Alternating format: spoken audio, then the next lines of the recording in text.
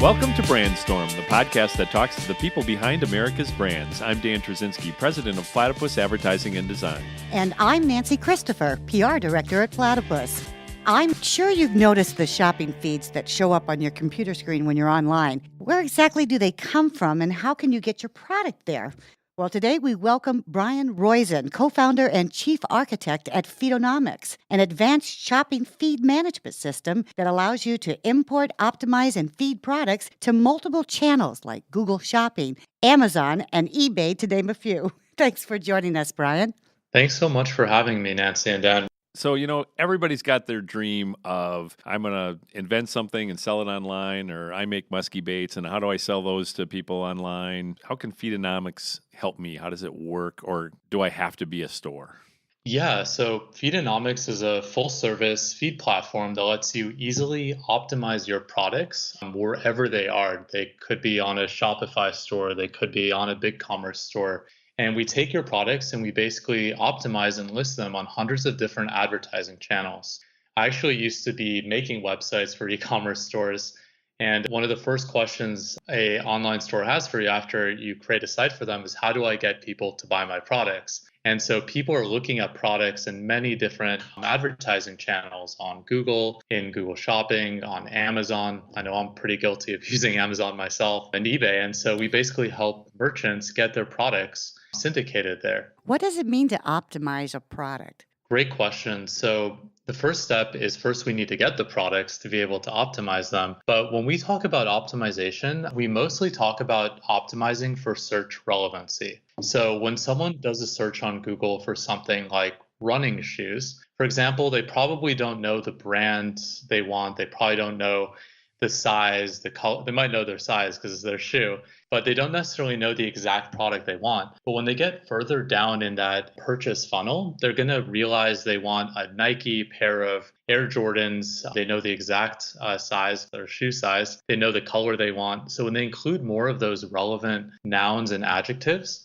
they're far more likely to be in that buying mentality. And that's the best time to get someone. So you want to make sure that your products have a lot of the same keywords that someone might search for them on Google or Amazon or really any channel. And so when we talk about optimization, we mean making sure that your products have all of those really rich keywords that someone might search for. So that's in the description of the product on your items page, correct? Yeah, it's often in the description, and usually it's also missing from the title itself. So, and it's an interesting conundrum. Like when you look at a company like Nike.com, for example, oftentimes they're not going to have the word shoe in their product titles. Everyone knows that they sell shoes already. They might not even have the word Nike in them, which is an interesting one because if you're on Nike's site, it's a little too repetitive. It's assumed, right? Yeah. So what we do is we insert the right words into the right places and the titles, the descriptions, and some of the other attributes in your product data to make sure that you perform well on channels like Google and Amazon.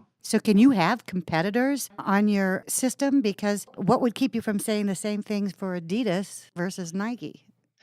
That's a great question. In general, we are kind of like a CPA firm where we don't take and leverage the optimizations for one client and apply them to others. So that said, there are best practices that we want to do for every single client. And that usually involves making sure things like brand, color, size are properly populated in your data set. And so those kind of things at a bare minimum, you definitely want to make sure. And that's sort of where the optimization comes in. You built this. What are some of the advantages of your feed management system over others? So my brother and I actually co-founded Feedonomics together after being in the advertising agency space. So we were managing feeds for dozens of retailers, from small mom and pop type shops who had, less than 100 products to a couple of really large companies that were actually on the stock market, meaning, any kind of optimizations we did actually would directly influence their stock price. And along the way, we got to use many legacy feed platforms. We didn't necessarily want to create a feed platform from the very start. And what we found was that many of them had been created in the early 2000s. They were really clunky. They only worked on Windows XP. You had to download it to your computer. And many of them locked you into these, multi-year contracts, charged you a percentage of revenue,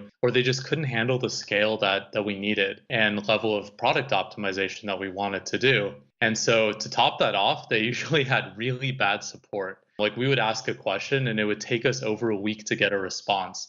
And meanwhile, not only are we pulling our hair out, our whole advertising campaign is suspended. And so that's kind of why we created Feedonomics. And we realized that a lot of other advertising agencies and retailers had exactly the same products that we had. And so we put a dedicated focus into just creating not an advertising agency, but just a feed platform that helps retailers and agencies solve those exact same problems that we had. And as a result, we've resonated pretty well. Yeah, I'd say you have. What channels or marketplaces do you feed to?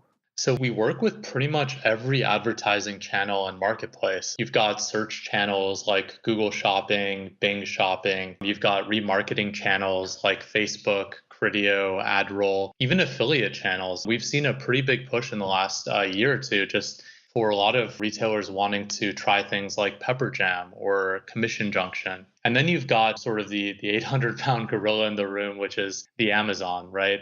So everyone wants to be on Amazon because a majority of product searches are happening there. And then you have some emerging marketplaces too, like Google Shopping Actions and Walmart that are trying to compete with Amazon. So those at a high level, we basically work with hundreds of different advertising channels and marketplaces, and we fuel them all because they're all feed-based to get products listed there. I need some clarity. I totally look for products on Google. I just go to Google, type it into the search bar, and I'll always see that shopping feed at the top, but it's always Walmart, Best Buy, Amazon. I mean, it always seems to be the big players at the top. Can a smaller guy get his product on the top of that page? Yeah, absolutely. So we currently work with a lot of those big guys as well. We work with over 30% of the top 1,000 internet retailers, but many of our clients are actually not in that group yet. And so there's a lot of room to compete with them. And what's kind of interesting about it is to really get onto that first screen with the Google Shopping results, there are two ways to actually get there. One is to have a really high bid, which is very hard to compete profitably. Like if you're a smaller merchant, Yeah, that would kill you. right? So oftentimes you can't because they're basically Best Buy and Walmart and Amazon are spending a ton of money to be in those spots. But the way to really differentiate yourself and to compete there, and what we've seen very successful for smaller merchants, is to have the best product data. And Google actually has said there's two main components. There's bid and there's relevancy. And by having the most relevant data available, like if someone is searching for basketball shoes and you have the word running shoes or you don't have any noun in there, it's unlikely you're going to show up unless you have a really high bid. So what we do is ensure that you show up for the minimum amount possible so that you can compete with these guys and not have to, overbid by a factor of 5 or so. So that's what we've seen, how smaller retailers can be included there. It kind of sounds, I shouldn't even say it is over my head. I don't understand how you can do that. I mean, how did you figure that out? That's a really good question. It was when we were at that advertising agency, we actually had a client who was a wholesaler. They were selling products that other merchants were selling. It was exactly the same question. How can we compete with these guys? And when we first had their product data, they would have things like their title would just be the word Air Jordan. It wouldn't have the brand in there. It wouldn't have the color or size in there. And this was in the early days of Google Shopping. And so we had the idea, like, why not test this out? We won't change our bids. We'll just change the product data around and see if we get better performance. And all of a sudden, they were never showing up before for searches for like Nike Air Jordan black running shoes. But all of a sudden, they started showing up and we're like, wait a second. Like we made, a simple change. We just added, a couple of words to their product titles, and all of a sudden they were showing up like never before. So you really did stumble upon it. Yeah, it was absolutely like that. That was our Eureka moment that suddenly these feeds really matter. That's really cool. So I've heard the term Google Merchant Center. Can you explain to our audience what that is? Yeah, definitely. So Google Merchant Center is kind of like the hub of Google Shopping. So when you do a product search and you see those really nice pictures and prices and titles on Google Shopping, yes, that's where you actually have to send your feed to, and usually with a schedule. So you can set a schedule inside of Feedonomics to send your data off every day, every hour. Really, it depends on however often you anticipate your data will change. And inside of Google Merchant Center, you can also see a list of all of your errors and warnings. So our team, our full service team, usually lives inside of there. We do a lot of our optimization work in Feedonomics, but we do a lot of our error checking there. So that said, because so much of it is done inside of Google Merchant Center for the feeds, we often found that a lot of people were spending, like an hour checking their Google Merchant Center every day. Because if you're not checking, you might have a lot of disapprovals and warnings. And so by virtue of us checking, we realized like it's a really important thing to always stay on top of. So we built automated reporting in there. So we can create alerts when some of your products get disapproved, which means you no longer have to, check it all the time. And that way you can ensure your products are always live. So Google Merchant Center is a pretty common place where you just send your feeds to. And if you work with feeds, you live inside of there. So how many products do you need to have to use you? Can you have one or do you have to have lots of them? Yeah, that's a great question. So there's actually no minimum or maximum. We've seen clients who have literally just a few products. We've even seen clients who have tens of thousands or millions of products. The important consideration, even if you have just a few products, like I'll give you an example.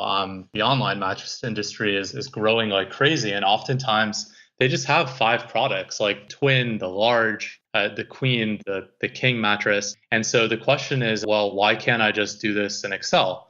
Create a feed in Excel, optimize it manually one by one. I only have 5 products, and you totally could. But the place where that kind of approach falters is when you have prices or inventory that's constantly changing. And you may want to say, I only want to send 30% of my available inventory to Amazon, and 30% I might want to save on my website. So you kind of get into, even if you have very, very few products, I definitely recommend you try it manually. But if price and inventory is something that can change, that's when it starts to make sense to use a feed platform like Feedonomics to help solve some of those issues. Can you sell any product on Google Shopping? So it used to be in the Wild West, you absolutely could. But Google has become a little bit more restrictive, and sometimes much to the annoyance of a lot of retailers. I'll give you a funny example that I saw. So they've started to clamp down on the pharmacy space. Like you can't sell things that would require prescription. But Google is notorious for doing things, in a very automated way. And so they started to tag products that had absolutely nothing to do with prescriptions in the pet space, like dog food, as being something that requires a prescription and giving errors and disapprovals. And so it's, one of those funny situations where an automated system just started failing for something that was so obviously just dog food. Part of the reason was a lot of these dog foods would include the ingredients. And so Google would read, some of these chemical names as being a prescription medicine or something like that and disapprove. So that's one of the funny cases. But in general, Google Shopping has been pretty restrictive on some of the categories that you probably imagine would be restricted, like drugs, firearms, pharmacy, like those kind of categories. Yeah, I want 100% beef in my dog food. I don't want chemicals. So Right. And I love Google, but that's the reason that I'm not getting into the driverless car until it's like on generation 4. I totally agree. So what do you need from a retailer to get started if I wanted to do this and use Feedonomics? So usually it's pretty simple. We need a way of getting product data into Feedonomics, and we've made that pretty easy because we've created APIs with dozens of the most common e-commerce platforms. So if you're on Shopify or Magento or BigCommerce or a few dozen others, we can really easily pull your product data out. Squarespace? And you use that one too? Okay. Absolutely. And we've even created a way of creating feeds when you're using a really custom platform. Like if you outsourced it to India 10 years ago and there's no way of generating a feed now, we can actually crawl your website. Kind of like how Google crawls the internet, we can create a feed for you just by crawling your website too. So are you able to change products and prices once you've already received the data feed? Yeah, absolutely. So optimization for titles and descriptions, we absolutely change the product data around to make sure that it's as relevant as possible. Prices, usually what we do is if the price changes on your store, we can actually update it as soon as it changes everywhere it needs to change, like on Amazon, on Google. But sometimes you might want to have a different price on a marketing channel than you have on your website. So we can create rules to say, I want my price on Amazon or eBay to be 20% higher to, maybe match some kind of commission that Amazon or eBay will charge you. Yeah, or shipping if you're in Prime, right? Absolutely. Yeah. How long does your data stay up there on Google before you have to change it? So usually if you don't update your feed, it'll stay up there for about 30 days. But keep in mind, if you only update it once, the data is going to be static. That can usually lead to issues with errors and Google will suspend your account.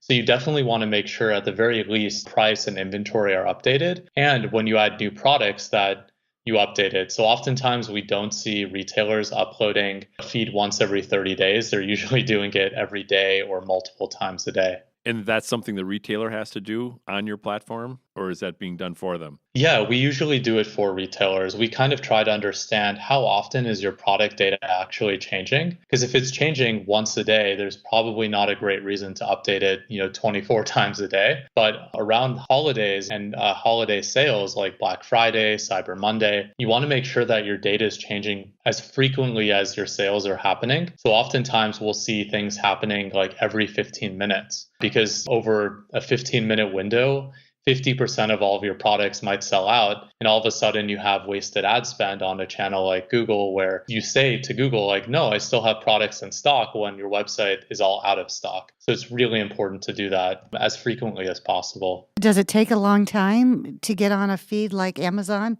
or eBay Google? or right. It actually depends on a few factors. So Google in general is easier than a marketplace like Amazon or eBay. The factors could be things like SKU counts. If you've got different product categories, like a channel like Amazon has a different feed template for each category. So if you're selling shoes and you're selling watches and you're selling computers, it can be very painstaking to create a different feed for every channel. But in general, it usually takes us a few weeks to go live.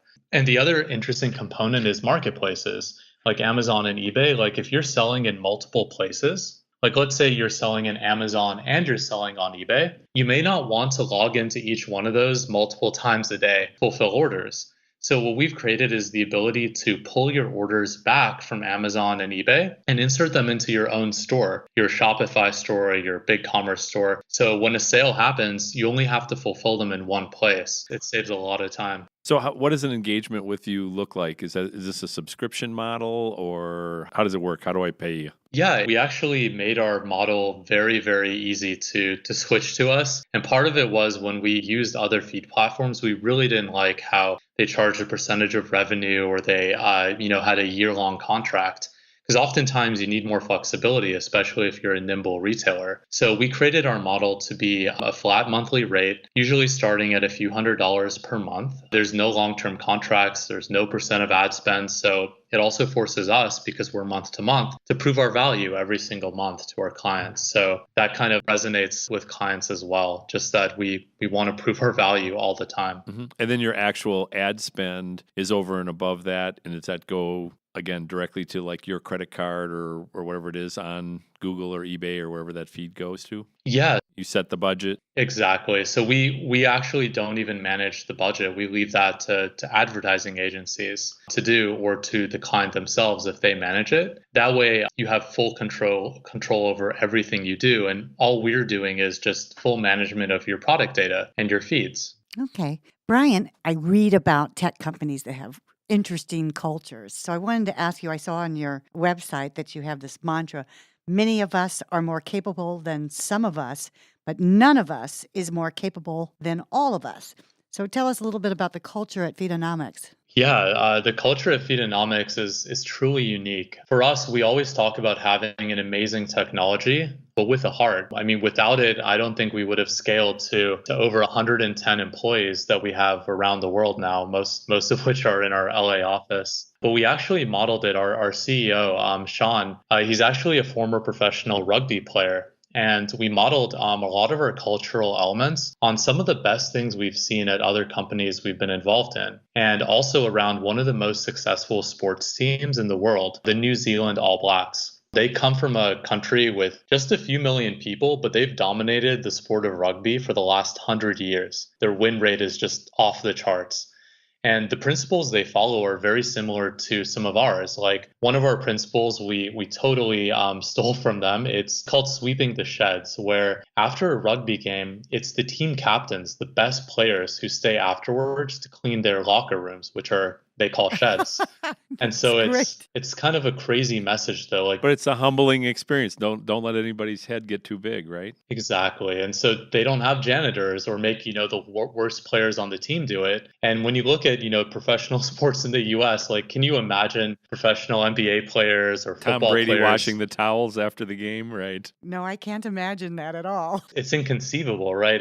But the example it sets so amazing. It's humbling where the leaders lead by example. Similar to that, we also really strive to create this learning environment because, as you guys have seen too, the e-commerce world is expanding so rapidly and quickly that there's very few people who know everything about it. And so what you get is you get a lot of people who become specialists in different areas. So like we've got specialists on our team who deal with marketplaces like Amazon, specialists for Walmart, specialists for Google Shopping, and even specialists for Facebook. And so it's really important to have, that level of comfort where you can go up to anyone, ask them any question, and just learn and have that level of collaboration and teaching. I would say that our culture is so ridiculously important. It's not just, a bunch of principles on the wall. It's amazing because people are actually living it, and it makes a big difference. Well, there's no question you guys are in the right space at the right time. I read an article yesterday that general merchandise being sold online just yesterday surpassed brick and mortar stores X food and automobiles. So, basically, shoes, clothing, anything that you would want to buy, cuticle scissors, it doesn't matter. There's now more people buying that online. Wow. Yeah, that's crazy.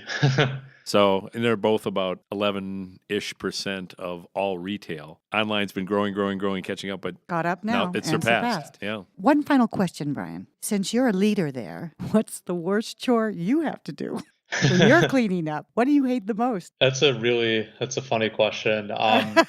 So one of my personal gripes is when the person who takes coffee last doesn't leave water in the coffee machine. And it sounds like a small thing, right? But it's that kind of small thing that drives, how you think about what happens next. And how do you treat clients, right? If you're not going to think about like passing the ball to them properly and giving them what they'll need to succeed.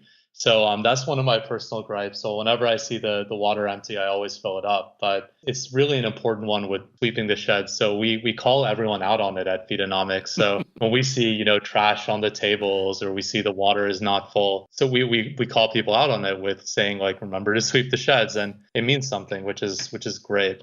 I'm always the one that's guilty of, there's just that maybe a quarter of a glass of milk left in the carton, and I'll put it back in the fridge, right? And my wife will go, "Really?" when she dumps out a shot glass full into the. Well, what's the best way to connect with you, Brian? The best way to connect with me is emailing. So my email is brian@feedonomics.com, BRIAN. And I'm happy to answer any questions, even though I'm one of the co-founders. I'm commonly answering questions on online forums and Reddit. And I'm also happy to connect anyone with someone on our sales team. Feel free to reach out to us on our website as well. Great. Thank you so much for being our guest today. Thanks, that was Brian. really interesting. Yeah, this has been great. Definitely. Thanks so much for hosting and for having me. Really enjoyed it too. You're very welcome. And if you have any comments about today's show or any questions for us, please feel free to reach out to Dan and me on our LinkedIn pages. Your support helps us grow, so we'd love for you to take a minute to share, review, and subscribe to Brandstorm. This is Dan Trzynski, along with Nancy Christopher at Platypus Advertising and Design, an awesome company that creates perceptions that influence choice. We hope you'll join us next week for another episode of Brandstorm.